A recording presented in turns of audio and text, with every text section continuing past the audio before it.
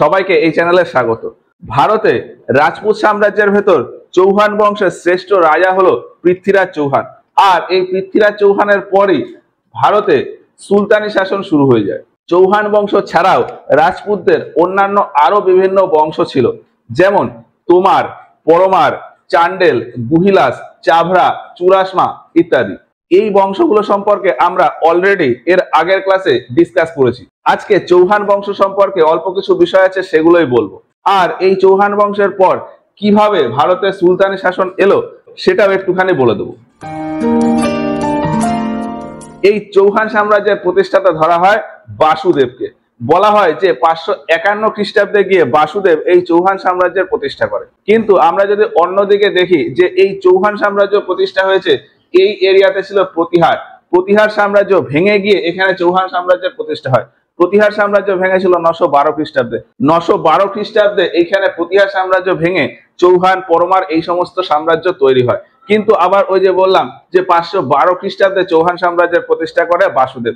এই টেবিলটা একটুখানি কনফিউজিং মনে হতে পারে, আমরা একটু পুরোনো টাইমে গিয়ে বলে দিই। এই যে 545 খ্রিস্টাব্দ, 545 খ্রিস্টাব্দে আমি যদি দেখি টাইম লাইন, তাহলে এই এরিয়াতে ছিল আউলিয়ার সাম্রাজ্য।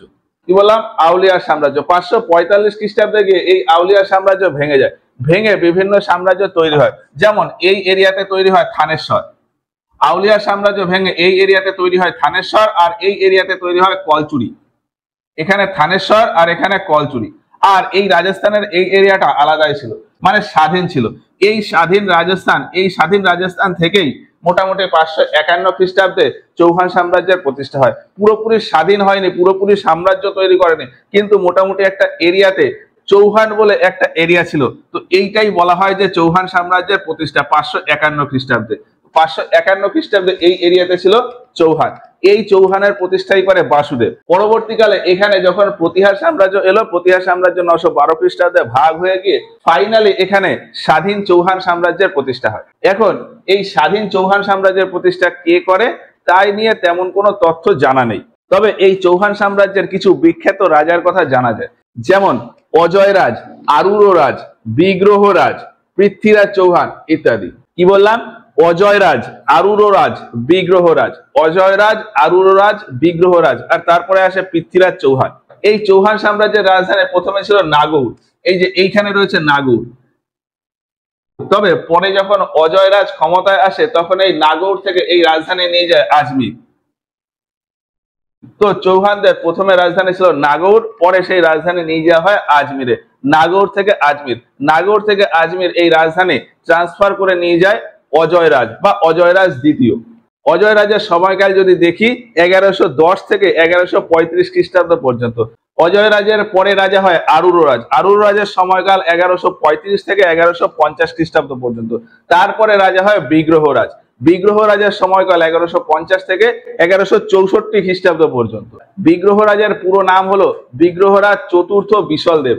বিশলদেব ছিল তার ডাক নাম, ওই জন্য পুরো নামটা হয়ে যায় বিগ্রহরাজ চতুর্থ বিশলদেব। বিগ্রহরাজ সিংহাসনে বসেই পরের বছর মানে 1151 খ্রিস্টাব্দে এই চৌহানের উপরে ছিল তোমার সাম্রাজ্য। আগের ক্লাসে যদি করে থাকো সেই ক্লাসে ম্যাপে আমি বুঝিয়ে দিচ্ছি, সেটা বুঝতে পারবে। এইখানে ওপরে ছিল তোমার সাম্রাজ্য, এখানে চৌহান, এখানে ছিল চাভরা, এখানে চুরাশমা, এখানে পরমার। তো এসবে গেলাম না, এটা আগের দিন বলে দিয়েছি। এইখানে ছিল তোমার সাম্রাজ্য, এইখানে ছিল তোমার সাম্রাজ্য, এখানে চৌহান। 1151 খ্রিস্টাব্দে গিয়ে বিগ্রহরাজ বা বিগ্রহরাজ চতুর্থ তিনি এই তোমার সাম্রাজ্যকে নিজের আন্ডারে নিয়ে নেয়। বিগ্রহরাজের লেখা একটা বিখ্যাত নাটক রয়েছে হরিকেলি, সংস্কৃত ভাষায় লেখা হরিকেলি। এই হরিকেলি থেকেই চৌহান সাম্রাজ্য সম্পর্কে অনেকটা বিষয় জানা যায়। এরপর আরো এক দুজন এই চৌহান সাম্রাজ্যের সিংহাসনে বসে, কিন্তু তাদের মহত্ব খুব একটা বেশি না। আর তারপরে সিংহাসনে বসেন পৃথ্বীরাজ চৌহান বা পৃথ্বীরাজ তৃতীয়। পৃথ্বীরাজ তৃতীয় বা পৃথ্বীরাজ চৌহানের সময়কাল হলো 1177 খ্রিস্টাব্দ থেকে 1192 খ্রিস্টাব্দ পর্যন্ত। সিংহাসনে বসার পর 1182 খ্রিস্টাব্দে 1182 খ্রিস্টাব্দে এই এরিয়াতে ছিল চান্ডেল, চান্ডেল এরিয়া। এই চান্ডেল এরিয়ার শাসক ছিল পরমর্দি। এই যে এই এরিয়াতে ছিল চান্ডেল, এই চান্ডেল এরিয়ার শাসক ছিল পরমর্দি। পৃথ্বীরাজ চৌহান পরমর্দিকে হারিয়ে দেয়। পৃথ্বীরাজ চৌহান আর পরমর্দি এদের দুজনের ভেতরে একটা যুদ্ধ হয়, যেটাকে বলা হয় ব্যাটেল অফ মহোবা বা মহোবার যুদ্ধ। 1182 খ্রিস্টাব্দে এই মহোবার যুদ্ধে পৃথ্বীরাজ চৌহান চান্ডেলকে হারিয়ে দেয় এবং এই এরিয়া নিজের আন্ডারে নিয়ে নেয়। এবার এই পৃথ্বীরাজ চৌহানের সময় এইখানে একটা জায়গা আছে ভাটিন্ডা, ভাটিন্ডার এই এরিয়াকে বলা হতো তাবার হিন্দ, এই এরিয়াকে বলা হতো তাবার হিন্দ। আর এই সময় ভারতের উত্তর পশ্চিম দিকে এই এরিয়াতে ছিল মোহাম্মদ গড়ি, মোহাম্মদ গড়ি এই এরিয়াতে ছিল মোহাম্মদ গড়ি। মোহাম্মদ গড়ির এই তাবার হিন্দের উপর নজর ছিল, মানে মোহাম্মদ গড়ি এই তাবার হিন্দ জিততে চেয়েছিল। আর এই তাবার হিন্দ যেহেতু এখানে চৌহান সাম্রাজ্যের ভিতর রয়েছে, ফলে এই তাবার হিন্দ জেতার জন্য গড়ি আর পৃথ্বীরাজ চৌহান, মোহাম্মদ গড়ি আর পৃথ্বীরাজ চৌহান এদের দুজনের ভেতর একটা লড়াই হয়, যেটাকে বলা হয় তরাইনের যুদ্ধ, তরাইনের প্রথম যুদ্ধ। এই যে হরিয়ানার এই এরিয়াটাকে বলা হয় তরাইন এরিয়া, হরিয়ানার এই এরিয়াটাকে বলা হয় তরাইন এরিয়া। এই তরাইন এরিয়াতে পৃথ্বীরাজ চৌহান আর মোহাম্মদ গড়ি এদের দুজনের ভেতর লড়াই হয়েছিল তরাইনের প্রথম যুদ্ধ 1191 খ্রিস্টাব্দে। তরাইনের এই প্রথম যুদ্ধে পৃথ্বীরাজ চৌহান মোহাম্মদ গড়িকে হারিয়ে দেয়। আমি এই জায়গাটা একটু ভালো করে আঁকি। এবার এই ছবিতে আমি একটুখানি পিছনের কথা বলি। এই এরিয়াতে রাজা রয়েছে পৃথ্বীরাজ চৌহান, আর সেই সময় এইখানে উত্তরপ্রদেশের এই এরিয়াতে চলছে গহদাওয়ালা সাম্রাজ্য বা গাড়োয়াল সাম্রাজ্য, গাড়োয়াল সাম্রাজ্য বা গহদাওয়ালা সাম্রাজ্য। এইটা কি করে এলো? আমরা যদি প্রতিহার সাম্রাজ্যের এরিয়া দেখি 912 খ্রিস্টাব্দে, 912 খ্রিস্টাব্দে যখন এখানে ছোট ছোট সাম্রাজ্য ভাগ হয়ে গেছিল, তখন এইটুকু এরিয়াতে থেকে যায় প্রতিহার, এইটুকু এরিয়াতে থেকে যায় প্রতিহার। আর এইখানে একটা সাম্রাজ্য ছিল ত্রিপুরী কলচুরি সাম্রাজ্য, এই এরিয়াতে ছিল ত্রিপুরী, তাহলে এখানে ছিল প্রতিহার, এখানে ছিল ত্রিপুরী কলচুরি। এরপর সময় যেতে যেতে 1036 খ্রিস্টাব্দ, 1036 খ্রিস্টাব্দে গিয়ে এই ত্রিপুরী কলচুরি এই প্রতিহার সাম্রাজ্য এই পুরোটাকে নিয়ে নেয়। তাহলে 1136 খ্রিস্টাব্দে এই প্রতিহারের জায়গায় চলে আসে ত্রিপুরী কলচুরি, 1036 খ্রিস্টাব্দে এই এরিয়াতে চলে আসে ত্রিপুরী কলচুরি। তারপর 1090 খ্রিস্টাব্দে গিয়ে 1090 খ্রিস্টাব্দে গিয়ে এই এরিয়া আবার ভেঙে যায়, আবার ভেঙে এই এরিয়াতে তৈরি হয় গহদাওয়ালা সাম্রাজ্য বা গাড়োয়াল সাম্রাজ্য। 1090 খ্রিস্টাব্দে এই এরিয়াতে তৈরি হয় গাড়োয়াল সাম্রাজ্য। আর এই গাড়োয়াল সাম্রাজ্যেরই একজন রাজা ছিল জয়চাঁদ, এই গাড়োয়াল বা গহদাওয়ালা সাম্রাজ্যেরই একজন রাজা ছিল জয়চাঁদ। এই পৃথ্বীরাজ চৌহান এই এরিয়াতে পৃথ্বীরাজ চৌহান যখন ছিল, তখন এই গহদাওয়ালা বা গাড়োয়াল সাম্রাজ্যের রাজা ছিল জয়চাঁদ। এদের দুজনের ভেতর ভালো বন্ধুত্বের একটা সম্পর্ক ছিল।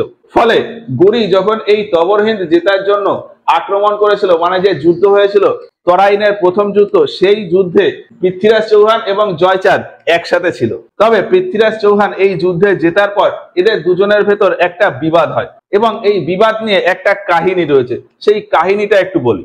বলা হয় যে এই এরিয়াতে জয়চাঁদের মেয়ে আর এই এরিয়াতে পৃথ্বীরাজ চৌহান এরা একে অপরকে পছন্দ করতেন। আর জয়চাঁদের সাথে পৃথ্বীরাজের বন্ধুত্বের সম্পর্ক হওয়া সত্ত্বেও জয়চাঁদ তার মেয়ের সাথে পৃথ্বীরাজ চৌহানের ওই সম্পর্ক মেনে নিতে পারেনি। তারপর জয়চাঁদ তার মেয়ের জন্য একটি স্বয়ম্বর সভা আয়োজন করান, আর ওই সভাতে পৃথ্বীরাজ চৌহান গিয়ে জয়চাঁদের মেয়েকে নিয়ে সেখান থেকে পালিয়ে যান। এবার এই ঘটনায় জয়চাঁদ খুবই অসন্তুষ্ট হন, আর পৃথ্বীরাজ চৌহানের উপর কিভাবে প্রতিশোধ নেবেন সেই কথা ভাবতে থাকেন। এক্ষেত্রে জয়চাঁদ জানতেন যে আক্রমণ করে পৃথ্বীরাজ চৌহানকে হারানো যাবে না, কারণ সেই সময় এই এরিয়াতে সব থেকে প্রতাপী শাসক ছিলেন পৃথ্বীরাজ চৌহান। তাই জয়চাঁদ একটুখানি কৌশল করে এই এরিয়াতে মোহাম্মদ গড়ির সাথে আলোচনা করেন।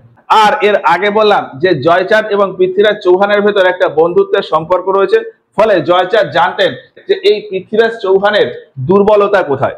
আর সেই দুর্বলতার কথাই জয়চাঁদ মোহাম্মদ গড়িকে বলেন, এবং মোহাম্মদ গড়ি সেই দুর্বলতার সুযোগ নিয়ে আবারও এই তবর হিন্দ আক্রমণ করেন, এবং পৃথ্বীরাজ চৌহানের সাথে আবারও মোহাম্মদ গড়ির একটা যুদ্ধ হয়। এই যুদ্ধটাকে বলা হয় তরাইনের দ্বিতীয় যুদ্ধ। এটা ঠিক পরের বছরই হয় 1192 খ্রিস্টাব্দে। তো তরাইনের প্রথম যুদ্ধ 1191 আর তরাইনের দ্বিতীয় যুদ্ধ 1192। আর এই তরাইনের দ্বিতীয় যুদ্ধে মোহাম্মদ গড়ি যেহেতু পৃথ্বীরাজ চৌহানের ওই দুর্বলতার কথা জানতেন, ফলে মোহাম্মদ গড়ি পৃথ্বীরাজ চৌহানকে হারিয়ে দেন, আর মোহাম্মদ গড়ি এই এরিয়াটা তার নিজের আন্ডারে নিয়ে নেন। তাহলে 1192 খ্রিস্টাব্দে এই এরিয়া চলে আসে মোহাম্মদ গড়ির আন্ডারে, আর চৌহান সাম্রাজ্য এই সময় শেষ হয়ে যায়। তাহলে 1192 খ্রিস্টাব্দে দাঁড়িয়ে এই পুরো এরিয়াতে রয়েছে গড়ি, আর এই এরিয়াতে রয়েছে জয়চাঁদ।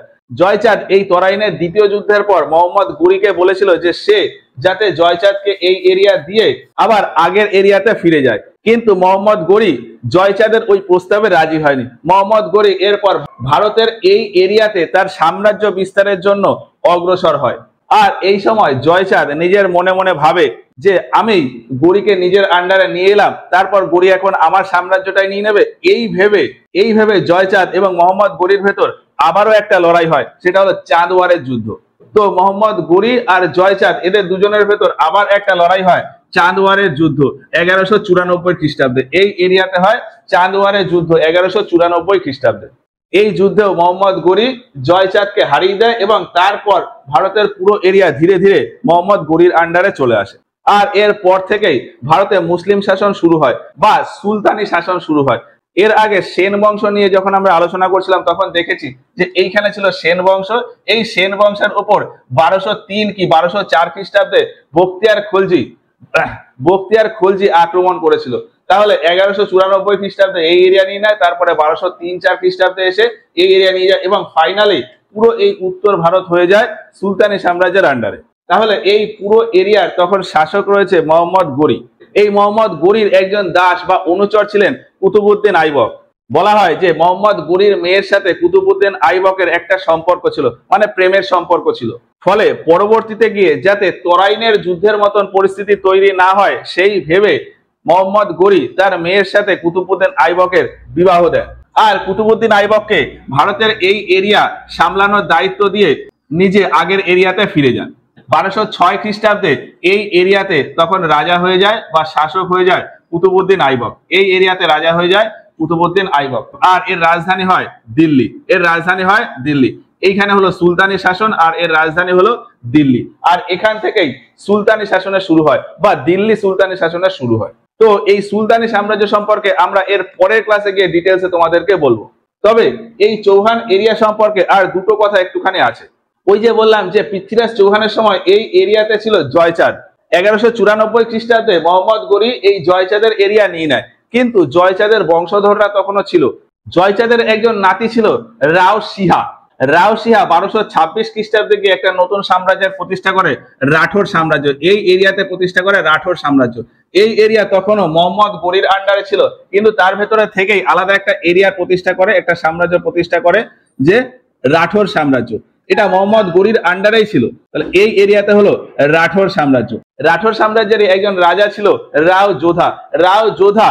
এই রাঠোর সাম্রাজ্যের ভেতরে যোধপুরে একটি কেল্লা তৈরি করেছিলেন, মেহরানগড়ের কেল্লা। রাও যোধা এই রাঠোর সাম্রাজ্যের ভেতর যোধপুরে 1459 খ্রিস্টাব্দে একটি কেল্লা তৈরি করেছিলেন, মেহরানগড়ের কেল্লা। তো এই হলো চৌহান বংশ সম্পর্কে ওভারঅল কিছু বিষয়।